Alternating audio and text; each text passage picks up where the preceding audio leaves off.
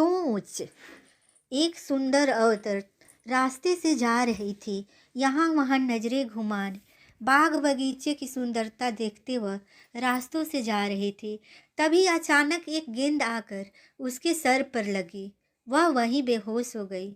आसपास के लोग इकट्ठा हो गए। जिन बच्चों की गेंद उस औरत को लगी थी वे भी वहाँ पहुँच गए।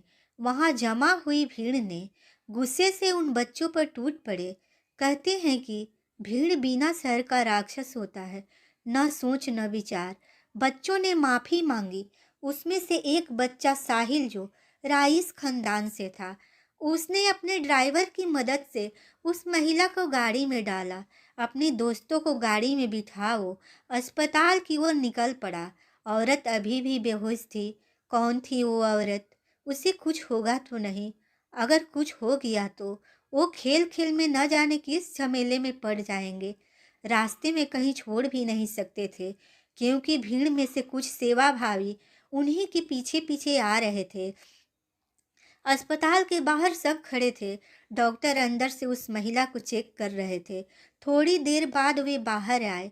चिंतित साहिल से डॉक्टर ने कहा, सब ठीक है। उस महिला के सर पर चोट लगने से वो बेहोश हो गई है, अब होश में है। हमने चोट पर मरहम लगा दिया है, सब ठीक है। मामूली सा घाव है, आप उन्हें घर ले जा सकते हैं। वह महिला बाहर आई। साहिल ने झिझक से कहा, आइए मैं आपको घर छोड़ दूं। आप कहाँ रहती हैं? दिल दहलाने वाला जवाब साहिल को मिला, घर? मेरा घर कहाँ है? मैं कौन हूँ? सभी सुन दोस्त आपस में इशारे से एक दूसरे को जैसे पूछ रहे हों, अब क्या करें? तभी उस महिला की खिलखिलाने की आवाज़ आई, अरे मैं ठीक हूँ, मजाक कर रही हूँ। साहिल, तुमने मुझे पहचाना नहीं? मैं तुम्हारे पिताजी के दोस्त गणपत की पत्नी, तुम्हारी बिमला आंटी हूँ। पहचाना? हम छोटे थे तब घर पर आए थे। पिताजी घर आए थे तब तुम्हारे बर्थडे के फोटो दिखाए थे, इसलिए मैं तुम्हें पहचान गई। साहिल के अब जान में जान आई। उसने पूछा, आंटी ऐसा मजाक क्यों किया? हमारी तो जान ही निकल गई थी। बिमला आंटी, बच्चों तुम्हें सबक सिखाने की सोची। तुम्हारे लापरवाह खेल से किसी के साथ क्या क्या हो सकता है। बच्चे एक साथ बोले, सॉरी आंटी। हंसते हुए सभी ने बिमला आंटी को घर छोड़ आए। उस रात बिमला अपने कमरे में बाल संवार रही थी। गणपत उसे देख रहा था, उसके मुरझाए चेहरे को, उसकी दर्द भरी आंखों को, उसके फीके चेहरे को। क्या हुआ बिमला? उसने पूछा। बिमला ने चौंक कर जवाब दिया, कुछ नहीं तो सो जाएं। और लाइट बंद कर दी, पर गणपत के सोच को वो बंद कर न सकी। यह अचानक क्या हो गया बिमला को? हमेशा हंसती बिमला आज इतनी गुमसुम क्यों है?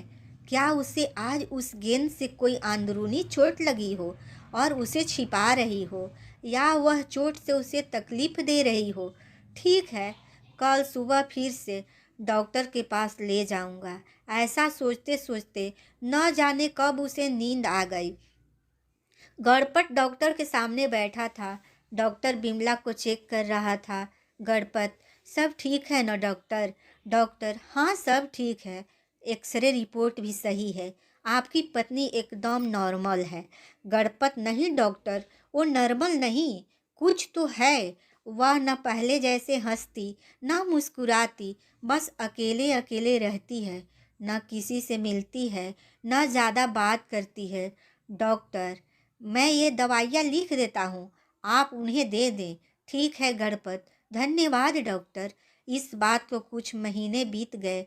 बिमला का स्वभाव दिन पर दिन बिगड़ता जा रहा था। वो चिड़चिड़ी सी रहने लगी थी।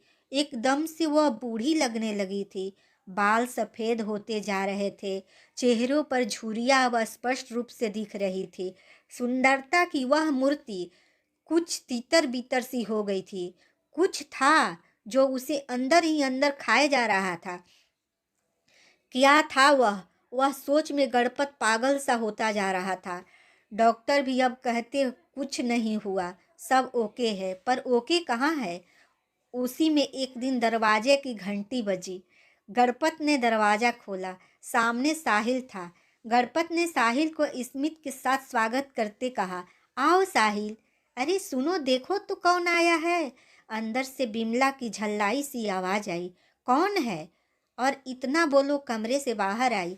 साहिल उसे देखता ही रह गया और घबरा कर गणपत से पूछ बैठा, यह क्या हुआ है बिमला आंटी को? यह सुन बिमला गुस्से से बोली, यह सब तुम्हारी वजह से हुआ है। सिर्फ तुम्हारी गेंद और तुम्हारे खेल और नासमझी का नतीजा भुगत रही हूँ मैं। आज मेरी इस हालत के सिर्फ तुम और तुम ही जिम्मेदार हो। गणपत बीच में बोला, क्या कह रही हो बिमला? उस पर घटना का तुम्हारी इस हालत से क्या ताल्लुक? तुम्हारी चोट तो उसी दिन ठीक हो गई थी।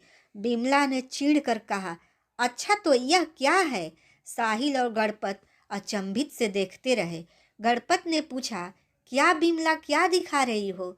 बिमला सीढ़ियाँ उतर कर नीचे आई और उसने अपने सर के आगे के बाल उठाकर दिखाए। उस पर एक चोट का दाग था। बाल नीचे कर बिमला बोली, गर्व था मुझे अपनी सुंदरता पर उस दिन तुम्हारी गेंद मेरे सर पर लगी और ये मनहूस दाग छोड़ गई। जब भी आईने में देखती हूँ मेरी नज़र इसी दाग पर जाती है और मेरे सभी किए श्रृंगार को जैसे ये दाग चिढ़ा रहा हो, ऐसा महसूस करती हूँ। इस दाग ने जैसे मेरी सुंदरता पर एक ग्रहण लगाया है। किसी को चेहरा दिखाने तक शर्म महसूस करती हूँ। और वो रोने लगी। गणपत ने उसे रोने दिया। फिर गणपत बोला, बिमला, मेरे मोबाइल पर एक मैसेज आया है, सुनोगी? सुनो। पाँव की मोच और छोटी सोच इंसान को कभी आगे बढ़ने नहीं देती। चांद पर भी दाग होता है।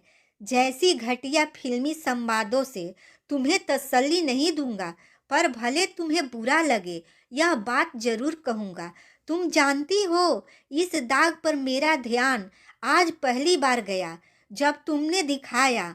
मतलब बात इतनी बड़ी नहीं थी जितनी तुमने बढ़ा दी है।